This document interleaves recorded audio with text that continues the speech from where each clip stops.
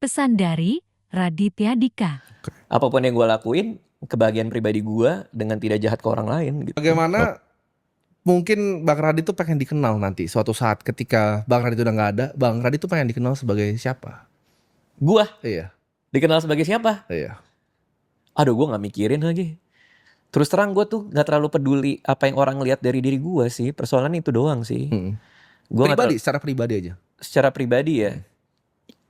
Sebenarnya sih gue pengen anak-anak gue aja sih. Anak-anak gue tuh menilai bahwa kebahagiaan yang mereka dapat selama gue hidup tuh cukup buat mereka. Itu aja. Karena ketika udah punya anak bro, semua berubah sih. Buat gue tuh 100% hidup gue tuh untuk mereka sekarang. Termasuk ketika gue udah meninggal nanti, ya mudah-mudahan yang mereka ingat adalah memori-memori baiknya itu. Tanpa dia harus nyari defisit memori ke orang-orang yang salah, katakanlah kayak gitu ya. Jadi kalau buat gue sih itu. Kalau masyarakat luas sih gue gak terlalu mikirin sih gue. Karena gue tuh termasuk seniman yang egois menurut gue. Karena gue hanya melakukan apa yang gue suka. Gue tuh sukanya bikin podcast soal kesehatan ya gue bikin aja. Terus tiba-tiba orang pada menganalisa kan kayak ini sengaja tidak mengundang yang viral-viral supaya bisa terlihat sendirian dengan vertikal yang baru gitu. Enggak sih, gue cuman emang suka aja gitu.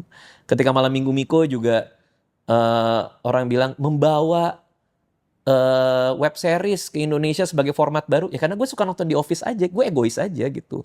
Sampai stand up comedy pun dibilangnya, ya walaupun gue sama Panji diajakin bikin acara pertama itu ya di Comedy Cafe itu.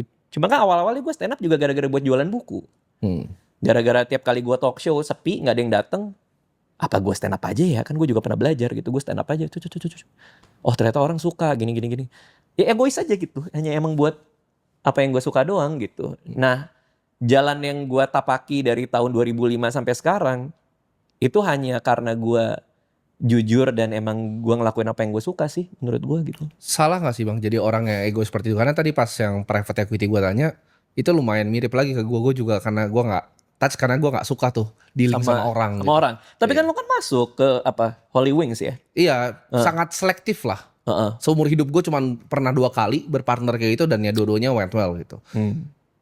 Tapi ya dulu sebelum itu gue gak pernah, gue punya pikiran yang sama. Punya pikiran untuk gak pernah mau touch karena gak pernah suka kayak banyak orang. Salah gak sih jadi orang kayak gitu yang lumayan ngisolasi diri ibaratnya?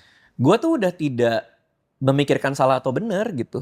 Gak peduli aja gitu. Iya, orang lain. gue cuman mikirin utilitas terbaik buat gue di hidup yang gue jalani dengan kebahagiaan maksimal yang gue punya tanpa membuat orang lain rugi. Oke. Jadi ya patokan gue sih gue gak jahat sama orang aja gitu. Apapun yang gue lakuin, kebahagiaan pribadi gue